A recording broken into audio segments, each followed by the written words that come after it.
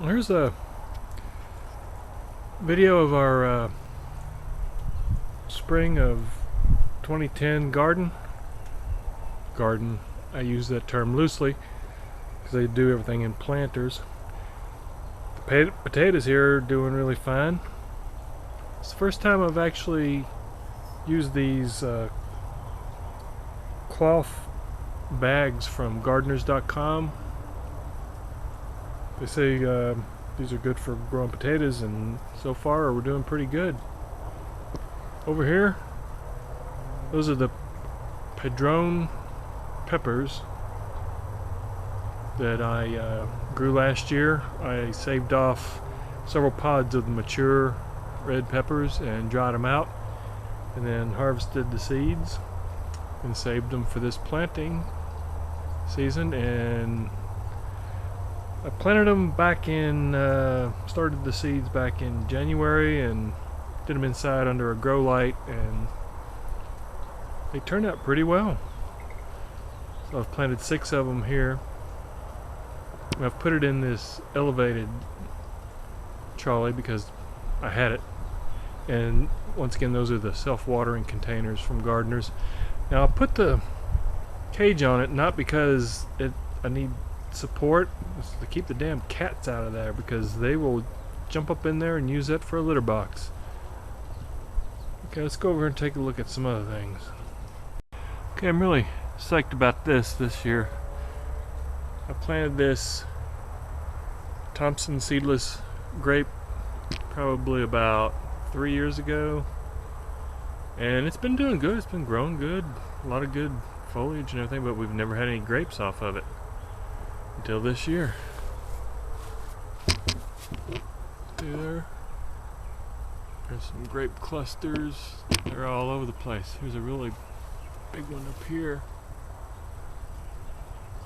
Yeah, there's all over the place. There's going to be grapes everywhere. And I guess that goes to show it's one of John Dromgoole's rules of thumb. He's one of the expert gardeners here in Austin. His rule of thumb is when you plant stuff like this, it's like the first year it sleeps, the second year it creeps, and then the third year it leaps. And this is definitely leaping. Oh yeah, just gotta keep the birds away from those grapes. Here's this year's crop of tomatoes.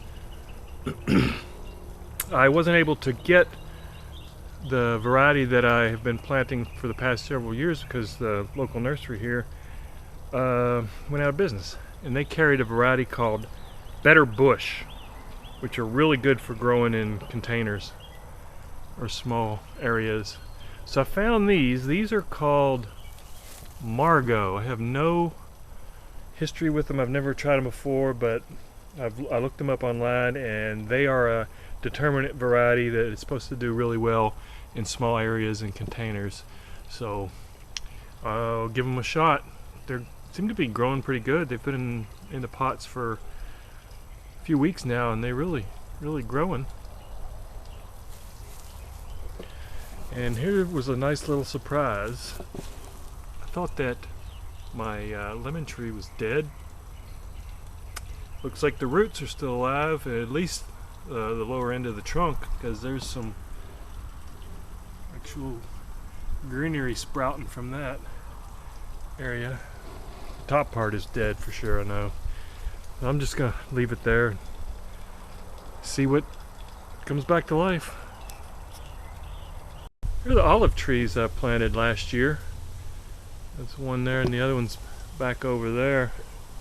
They seem to be doing really well too. Haven't really grown, but you know, it's that old thing, you know, first year it sleeps, and then you gotta wait 3 years, and then it'll be leaping.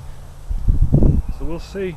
But it's a pretty plant. It's actually an evergreen. It stays, the leaves stay on it like that all year long, and that's the way it's been since I put it in the ground. And they made it through the winter without a problem. I did have to cover it up a couple of nights because it was a really hard freeze, but they're looking pretty. Now this is a blueberry plant shrub. I planted, I planted that this year. This in the past fall, and it's doing really good. It's bloomed already, and I guess all those little things hanging down there, that's going to end up being blueberry clusters. I don't know. Never planted blueberries, and they supposedly do really well in containers like that. So we'll see. Oh, and there's the solar-powered water fountain that I installed a while back. That pump is still going well. Really a nice little feature back here. Okay, come around the front of the house here. Here's the Mexican lime. I moved it up here because we had a little area here that needed something, and it gets a lot more sun here than it did in the backyard on patio. That thing is blooming like crazy, a lot of new growth. It made it through the winter just fine. I was able to move it into the garage because it's so conveniently located next to the garage, so it was easy to just put it in there in the wintertime. Didn't have to worry about covering it up or freezing to death. But it's doing really well, and it really puts out a lot of limes. Now here's a couple of new additions. Don't know how these are going to work out, but those right there are coffee plants, or coffee bushes. So we'll see how they do. Probably have to put them in bigger pots as they get bigger, so we'll see how that goes. It's not going to be very good coffee. I mean, I'm sure it'll produce beans, but it's not going to be very good because good coffee has to be in higher elevations, and here we are almost sea level in central Texas, so I don't expect to get anything, but they do look pretty. They're a nice looking plant. That's the tour of the 2010 garden.